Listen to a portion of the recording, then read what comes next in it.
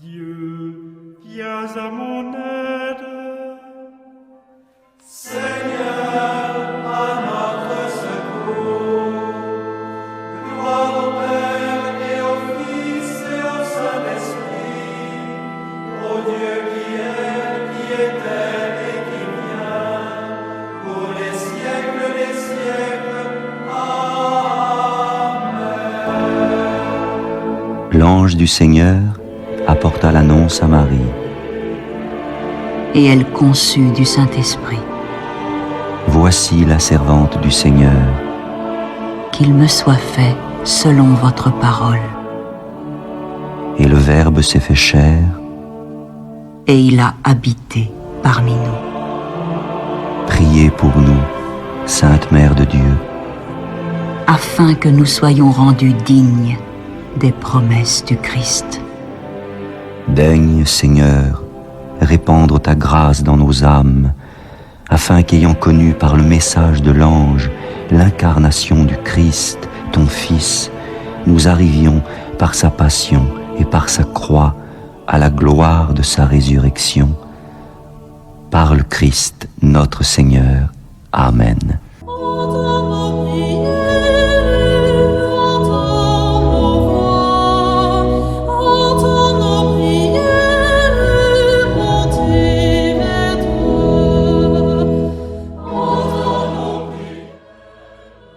Seigneur, dans le silence de ce jour naissant, je viens te demander la paix, la sagesse, la force.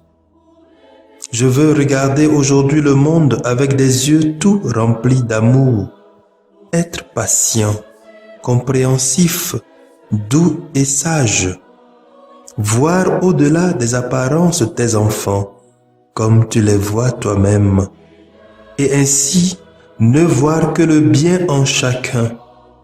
Ferme mes oreilles à toute calomnie. Garde ma langue de toute malveillance. Que seules les pensées qui bénissent demeurent en mon esprit. Que je sois si bienveillant et si joyeux, que tous ceux qui m'approchent sentent ta présence. Revêts-moi de ta beauté, Seigneur, pour qu'au long de ce jour, je te révèle. Amen.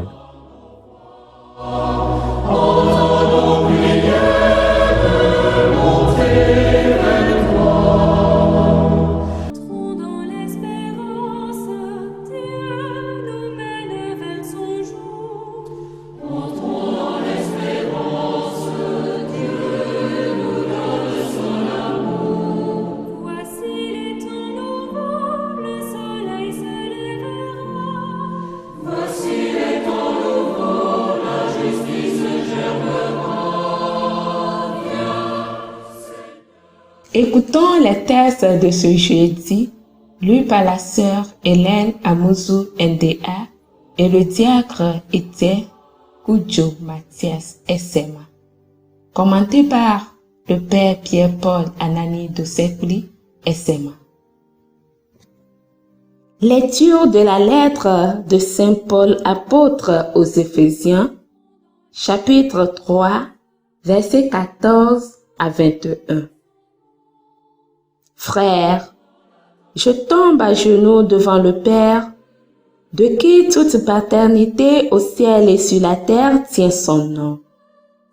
Lui qui est si riche en gloire, qu'il vous donne la puissance de son esprit, pour que se fortifie en vous l'homme intérieur. Que le Christ habite en vos cœurs par la foi. Restez enracinés dans l'amour, établis dans l'amour. Ainsi, vous serez capables de comprendre avec tous les fidèles quelle est la largeur, la longueur, la hauteur, la profondeur. Vous connaîtrez ce qui dépasse toute connaissance, l'amour du Christ. Alors, vous serez comblés jusqu'à entrer dans toute la plénitude de Dieu. À celui qui peut réaliser, par la puissance qu'il met à l'œuvre en nous, infiniment plus que nous ne pouvons demander ou même concevoir. Gloire à lui dans l'Église et dans le Christ Jésus, pour toutes les générations, dans les siècles des siècles. Amen. Parole du Seigneur. Psaume 32. Toute la terre, Seigneur, est remplie de ton amour. Criez de joie pour le Seigneur, homme juste. Homme droit, à vous la louange. Rendez grâce au Seigneur sur la cithare, jouez pour lui sur la harpe à 10 cordes. Toute la terre, Seigneur, est remplie de ton amour. Oui, elle est droite, la parole du Seigneur. Il est fidèle en tout ce qu'il fait. Il aime le bon droit et la justice. La terre est remplie de son amour. Toute la terre, Seigneur, est remplie de ton amour. Le plan du Seigneur demeure pour toujours. Les projets de son cœur subsistent d'âge en âge. Heureux le peuple dont le Seigneur est le Dieu. Heureuse la nation qui s'est choisie pour domaine. Toute la terre, Seigneur, est remplie de ton amour. Dieu veille sur ceux qui le craignent, qui mettent leur espoir en son amour, pour les délivrer de la mort, les garder en vie au jour de famine. Toute la terre, Seigneur, est remplie de ton amour.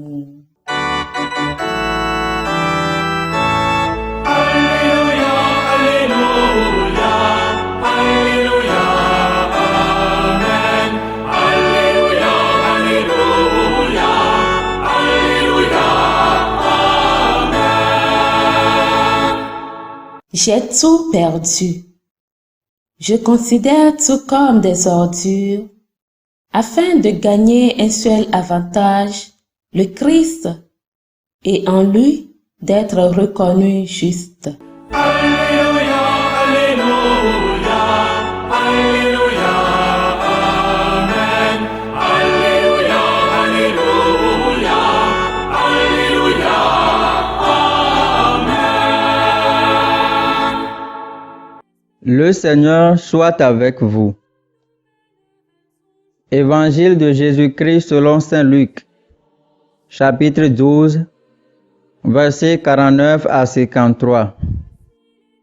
En ce temps-là, Jésus disait à ses disciples, « Je suis venu apporter un feu sur la terre, et comme je voudrais qu'il soit déjà allumé. Je dois recevoir un baptême, et quelle angoisse est la mienne jusqu'à ce qu'il soit accompli. Pensez-vous que je sois venu mettre la paix sur la terre? Non, je vous le dis, mais bien plutôt la division. Car désormais, 5 personnes de la même famille seront divisées, 3 contre 2 et 2 contre 3. Ils se diviseront. Le père contre le fils et le fils contre le père. La mère contre la fille et la fille contre la mère. La belle-mère contre la belle-fille et la belle-fille contre la belle-mère. Acclamons la parole de Dieu. Donnez une voix à sa louange. Il a rendu notre âme à la vie. Donnez une voix à sa louange. Il a rendu notre âme à la vie. Acclamez Dieu. Comment le Christ de paix, d'amour, de réconciliation va-t-il maintenant être un porteur de division? Il faudrait peut-être saisir que la venue du Christ a apporté un grand bouleversement dans les habitudes, dans les croyances établies depuis des siècles. Le chef devient serviteur. L'ennemi est un frère, une sœur qu'il faut aimer. Il y a donc ceux et celles qui se lèvent à la suite du Christ voyant en lui l'espérance d'un monde nouveau. Et ceux et celles qui restent encore attachés aux anciennes façons de faire. Quelles sont les sources de nos divisions aujourd'hui? Le refus de l'injustice, de la pauvreté, de la corruption, de l'oppression des faibles à cause de l'amour du Christ? Est-ce cela qui nous oppose aux autres? Ou bien l'orgueil, l'avidité, l'appât du gain frauduleux? La vie et la mission de Jésus ont d'abord paru comme un échec, mais il est resté fidèle. Je suis venu jeter un feu sur la terre. Ce feu, image du jugement de Dieu, de sa parole dernière et définitive, s'allumera à travers lui.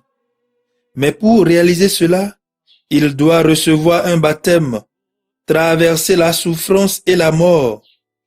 Sa victoire était à ce prix-là. Quel sacrifice sommes-nous prêts à faire aujourd'hui pour que règne la justice, la paix? Combien seront capables de dire à un parent ou ami politicien: non, mon cher, cet argent que tu me donnes, c'est beaucoup, j'en ai besoin, mais je ne peux pas le prendre. Je préfère que tu ailles lutter pour le bien de tous, pour une bonne gouvernance, avec une omniprésence de la justice, afin que chacun trouve sa place dans la société. Nous avons tous besoin de nous interroger dans une attitude de prière véritable, en apprenant peut-être de Saint Paul, qui se met à genoux. Paul passe de son exposé à la prière. Tel est le chemin de l'homme intérieur, qui ne se contente pas de penser à Dieu ou de parler de lui comme s'il était un objet. L'esprit préserve en lui la conscience de cette présence qui lui donne la vie.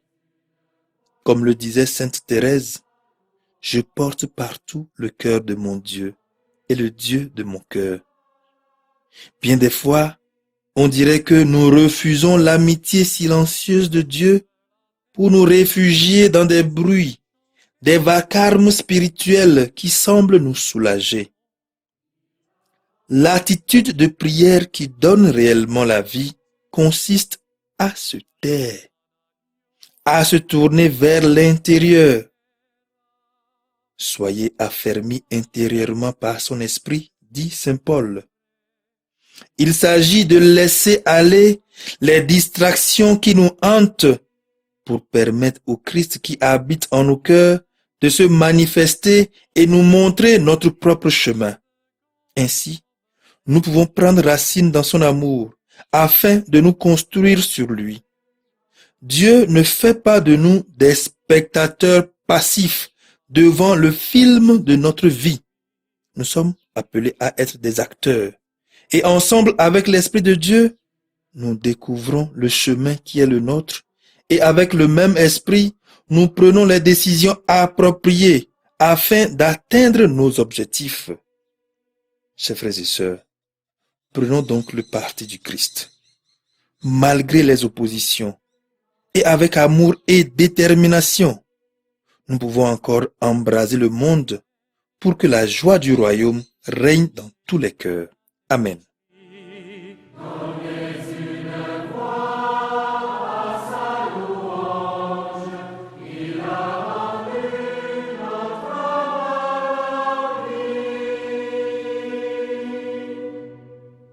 Le Seigneur soit avec vous et avec votre esprit.